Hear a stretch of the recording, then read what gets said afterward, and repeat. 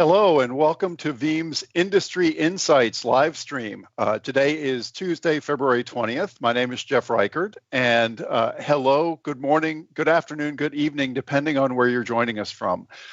I work on Veeam's product strategy team. We're going to be talking today about a subject that is familiar to many of you if you dial in. We're going to be talking both about cybersecurity and about Veeam's industry research that we do. And I am joined by my illustrious colleague, Jason Buffington. Jason. Jeff, welcome back to the show. It's been a little while since you and I have co-hosted, and we finally got rid of that Dave Russell guy and sent him to the other side of the planet. So I'm glad to have you on board. I think it's going to be a fun show. This is a topic that you're equally passionate on, and so I'm looking forward to sharing ideas with the rest of the audience today. Yes, absolutely. Before we jump into our statistics, why don't you remind folks, Jason, of the source for the research that we're going to be presenting, where these numbers come from? Yeah, so Jeff and I both are in the Office of CTO here at Veeam, and part of my charter is I lead a lot of what we call our strategic research initiatives. In fact, if you have questions about any of the data today, you can reach us at strategicresearch@veeam.com. So one of the things that we do is we go out to outside research firms. They go and ask their research panels. And so we don't know who they are other than they are defined as the IT leader or the IT implementer responsible for data protection for their organization. In fact, if we bring up the first slide, I can show that this year's survey composed of 1,200 organizations, all of which were enterprises. So you can see about a third of them are in that smaller enterprise 1,000 to 2,500 range. Another roughly third of them are in that 2,500 to 5K range. And the remaining third are 5,000 employees or more over time. The survey covered a lot of different areas about what's driving those organizations' data protection strategies, including overall trends, causes of outages. We're going to get into that one in just a minute. Cloud solutions, which we've been covering for the last couple of weeks. And Jeff, to this week and also next week, we're talking about some of some of your worst days. This week, we're going to talk about cyber-caused worst days. And next week, we're going to talk about all the other disasters inclusive of cyber.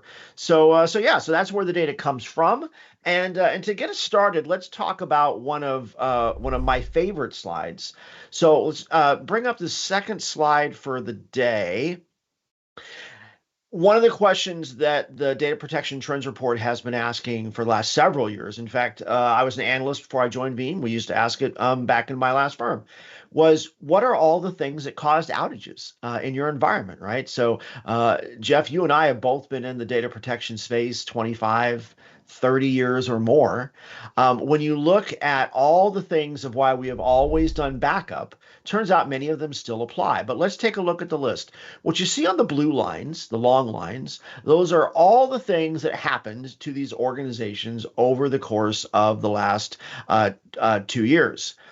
We also ask in the short lines, what was the cause of the single most impactful outage of the year? Now, there's only 3 little lines there. We've actually been asking it for 4 years, but then the chart gets even busier than it already is. So there's only 3 lines there. Here's the punchline. 4 years in a row.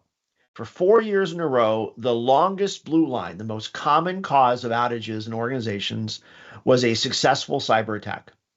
Also, 4 years in a row, the single cause of the most impactful outage was a cyber attack. So, Jeff, let's talk about cyber, but then I'm going to want to go and temper that with all the other pretty lines on this chart. Yeah, we have conversations like this with organizations all the time, both with our alliance partners here at Veeam. We work a lot with other technology providers, and of course, with our customers. I think it is common that we're seeing that every organization that we talk to is facing a bunch of changes at an organizational board risk management level, driven almost exclusively by the top line in this chart. We are all facing regulatory updates, whether it be the new SEC regulations here in the United States or DORA in the European Union around financial services organizations. We're seeing that folks' cyber insurance premiums are changing, and the attestations that they have to make and the controls they have to demonstrate are completely different. The fact is, what this stat shows, Jason, is that where if you were in a regulated industry, you used to be audited once or twice a year. Now, effectively, every kind of organization of every size is being audited by threat actors every single day. And unfortunately, those audits are turning up weaknesses, which is why we're seeing the prevalence of cyber incidents in causing outages that we see here. You say that so cleanly, audits, the bad actors are auditing. I would think about it more as, predatory investigation, but whatever term you want to use, bottom line is they're sniffing around, and they're finding weaknesses. But I do think it's important to note that this is not the only kind of crisis that we see, and we're going to double back on that next week when we talk about other kinds of disasters, because while cyber certainly is most common and most impactful, Jeff, take a look at the rest of the list, right? Networking outages, storage hardware. Did you know that the hard drives still die even in 2024? Yeah. Applications. Jeff, have you ever had a bad patch that caused you a weekend?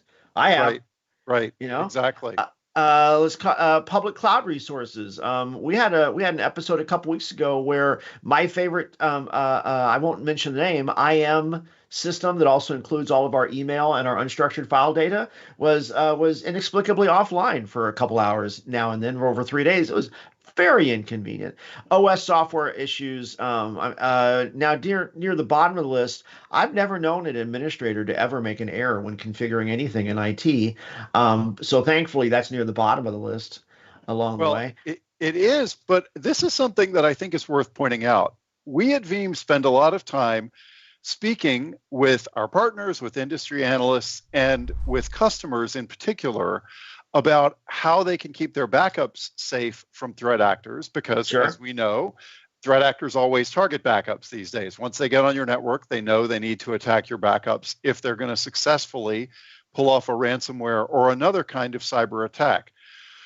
One of the interesting things from this research I find is that if you broaden your view of what constitutes cyber risk, and believe me, when I talk with chief risk officers in organizations, they have a broader view than just ransomware attacks. Yep. If you broaden your view just a little bit to include insider threats, there was a major study last year that showed that the average cost to an organization of an insider attack was above $16 million per incident. Hey, right? Yes, right. That will get people's attention.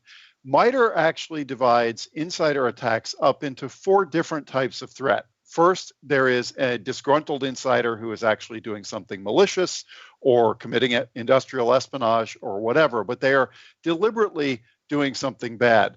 Much more common and related to the stat that you just pointed out about administrator error are, as MITRE divides it up, the 3 non-malicious kinds of insider attacks, which are negligent attacks or mistaken errors, or just our own guy being outsmarted by a threat actor, maybe a good phishing attack or taking advantage of a 0-day. If you take a look at these other categories of threats that we list here, we do actually break out accidental deletion, overwrite of data, or data corruption. If you look partway down here, that's 33% were affected by it, and it is only 9% in terms of the most impactful.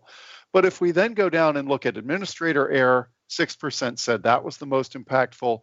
Intentional disruption near the bottom, but that is 5% said it was the most impactful.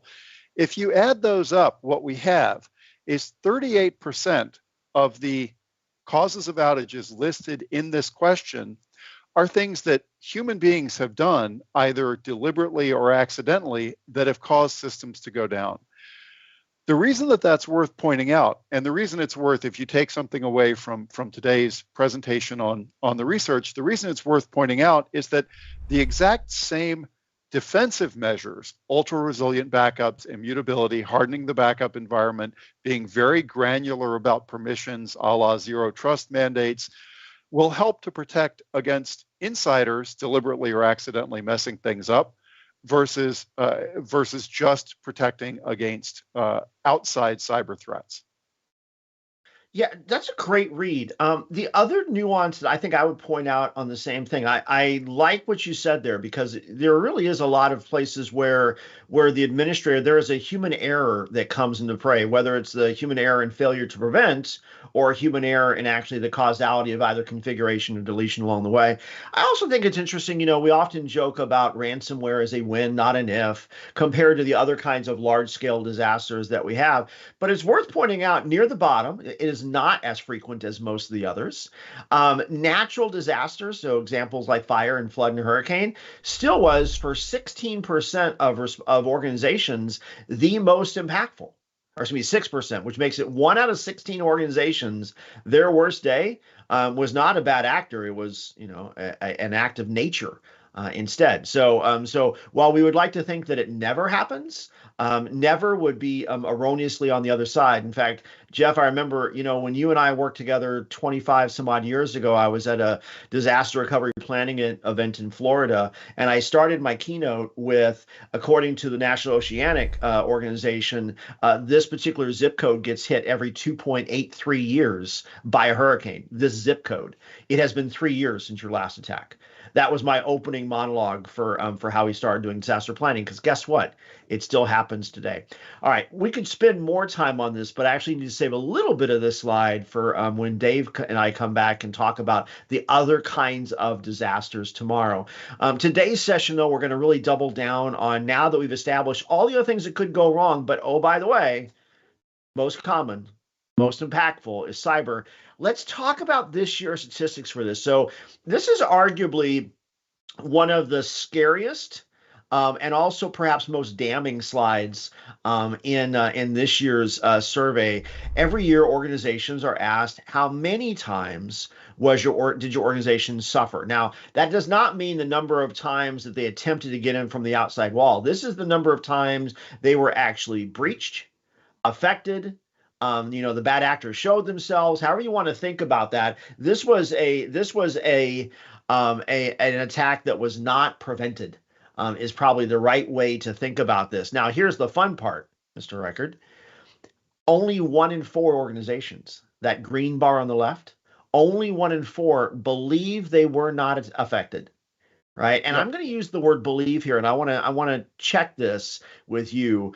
You spend a lot of time talking with CISOs along the way. And what I often hear is that bad actor has been in the environment for often months before they've ever become discovered. So this just said over the last 12 months, only 1 in 4 believe they weren't there. My guess is some of those folks, the bad actor is in that environment. They just haven't become visible yet. Is that fair? It's completely fair. And in fact, anecdotally, and I know we're talking about numbers today from research, but anecdotally, when we added more advanced abilities to scan for malware in our backups with the latest major update to the Veeam data platform back in December, we had customers telling our support team that when they turned it on, they found traces of malware that had been in their environment, that the attack had never been detonated, but they realized, wow, we actually did get penetrated, and we were lucky years ago because now we're finding these exploits in our backups that maybe never led to anything, but it's still a threat. There's another point here, and I know you've spent the last few weeks talking about cloud, so I'll just tie into that a little bit. The folks that we surveyed in Data Protection Trends who answered this question were primarily the folks on the infrastructure and operations team, either at a hands-on or a leadership level, who run the backups. Many times, those folks are not fully read into the protection regimens that are in place for cloud-based data, for software as a service data. But what our research shows in the ransomware trends survey that we release every spring, what our research shows is that your cloud IT estate is exactly statistically is likely to be attacked and to lose as much data as your on-prem and remote office estates. So to your point, doubling down on we believe that only a quarter have been attacked, it is entirely possible that number is actually worse than that quarter statistic, that 25% statistic, because people don't have insight into all parts of the organization, into the whole IT estate in many cases. Absolutely, absolutely. And I gotta give a hats off to I think it's Saad who commented in LinkedIn. I think if this is the same Saad who was really active in the community last week, I just want to give a huge prop. Thank you to all the people that chime in with their actual comments and the suggestions along the way. If it's the same one last week, he was really active and had some great insights on that. And I went and looked up his LinkedIn profile later. This is someone who knows how to spell backup. 25 years professional services, really impressive human. So thank you. If it's the same one, thank you for joining back again. And someone should hire him, frankly. Anyway, I don't have headcount this quarter. I don't. Anyway, so my point is, okay, so now we're back to your regular scheduled program. So 25% of folks say or believe they were not hit at all. But let's go look at the chart on the other side of the spectrum. So the green wedge said 25%. Take a look at the red. So I'm going to add up the red starting at 4 or more. So 13 and 9 is 22, plus 3 is 25, plus 1 is 26. Jeff, according to this, more organizations got hit at least quarterly, had a successful breach at least quarterly, than believe they didn't get hit at all. Now, you work with a lot of our enterprise customers, and you're also part of the leadership team. And so when you think about things like QBRs, could you imagine a scenario where a standing line item on the QBR agenda is how bad was this quarter's hit? Yes, exactly. Especially when you talk with organizations and you realize if a ransomware attack is detonated and it's successful, how far-reaching that attack can be on intellectual property, on productivity, on reputational damage, things like lawsuits, et cetera, et cetera. The interesting thing about this stat is that effectively, when we surveyed 1,200 enterprises worldwide, more than a quarter of them are not primarily in the manufacturing business or in the business of higher education or in the business of financial services. They're in the business of recovering from ransomware attacks now. That's their primary business. If you think about the drain on resources that this poses, one of the really concerning aspects of this as well, and again, it's borne out by other research that both Veeam and other organizations that look at this have done, there is a majority of organizations out there that do not have automated testable methods for recovering from ransomware without running the risk of reinfecting themselves. Yep. And if you think about 26% of these 1,200 enterprises that were surveyed in this study that get hit quarterly or more, 1% more than 6 attacks detonated inside their perimeter last year, clearly we've got some ground to cover in the industry to get folks back on their feet without opening up avenues for reinfection when they do so. Yeah, and in fact, that actually brings up a great point. Now, I'm going to bring up one last slide, not because I want to talk to this slide yet, but if you look in the upper right-hand corner, the QR code has actually changed. The first 2 slides that we talked about are from the Data Protection Trends Report for 2024 that was just published in January of this year. But I brought up one more slide because I think it's interesting to talk through from the latest Ransomware Trends Report, which was published last May. And the reason I bring that up is when you think about the Data Protection Trends Report, there's lots of different things we've talked about over this series, right? And so it's like the tips of many icebergs. Well, for the last 3 years, because ransomware has been such a prevalent threat, we have been doing research on this for quite a while. We use this research not only for conversations like what we have today, but also for product planning. We use it for aligning to features and roadmap. All of those things kind of fall into mains. So the Ransomware Trends Report, which is that updated QR in the upper right-hand corner, is 1,200 organizations, all of whom suffered at least one attack. And one of the things that was covered in that research report was how are those organizations ensuring that they don't reinfect the environment as part of the recovery exercise. Jeff, you and I have both seen this over the years, right? You're on your worst day, and even before ransomware, right? When the worst thing you had to worry about was a tornado or a fire or a flood, you had your boss's boss's boss standing over your shoulder, asking how quickly can you get back up again. The right guys or gals were not in the office because something was happening. Hey, if the data center is flooded, chances are my home is flooded too. I didn't come into work today because I got water in my living room, right? There's all kinds of things that are going wrong. And so you start to cut corners on how do I get the systems back up and running again. And invariably, in 2024's climate, that is going to incur reinfection, right, along the way. So I would strongly recommend folks to go download the ransomware trends report as well. Now, you mentioned some of the new product things that are coming out. We got to give a nod. I mentioned Saad earlier, another gentleman who often joins the show in the community, Tim Myers. You want to talk about somebody who knows how to spell backup. Turns out he also knows how to spell Yara. I can't even tell you what Yara stands for, but I know that it's really important. It's some other kind of acronym, I forget. Anyway, but he was actually just posting on resolving a ransomware attack using 12.1 and Yara rules. So yeah, please keep the success stories coming as well. But one of the fun things about these shows after 4 years, watch who's giving comments, because these are people that know how to spell things like backup and DR and Yara, etc. So. All right, Jeff, I want to cover two last statistics. We've talked about from a data protection trends report how common it is, how frequent it is, how impactful it is. But let's put some teeth on that. And so here are two stats that come out of the latest ransomware trends. So in the ransomware trends report, you had to have suffered at least one successful breach in the last 12 months to be there. 1,200 organizations of all sizes. And I'm going to go ahead and bring up both of these stats because it makes for some really interesting algebra. So of the 1,200 organizations that were hit at least once in calendar 2022, reported in 23, they said the average amount of data, production data across their real estate that was affected by the cyber event was just short of half.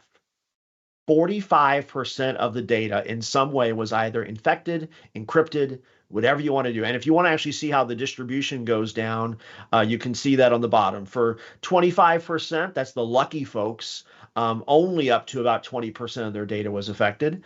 Whereas for 14%, that's 1 out of 7 organizations, 80% or more of their data went through a paper shredder. It's basically how you should look at it. Now, Jeff, if there's any good news at all, I'm not going to call this good news, but it's worth pointing out, by the way, these are not Veeam customers. This was another unbiased survey. Super important to bring that out. But here's the unfortunate truth. On average, of those 1,200 organizations, not Veeam customers, they average being able to recover about 2/3 of their data. Right? So 45% goes into a shredder and 2/3 of it you could get back. 2/3 of 45 meant you saved 30% of your data, which is great. You lost 15%. Yep. Okay, Jeff, tell me, how real is this from what you talk about with CISOs? Let's make this accessible for the folks at home.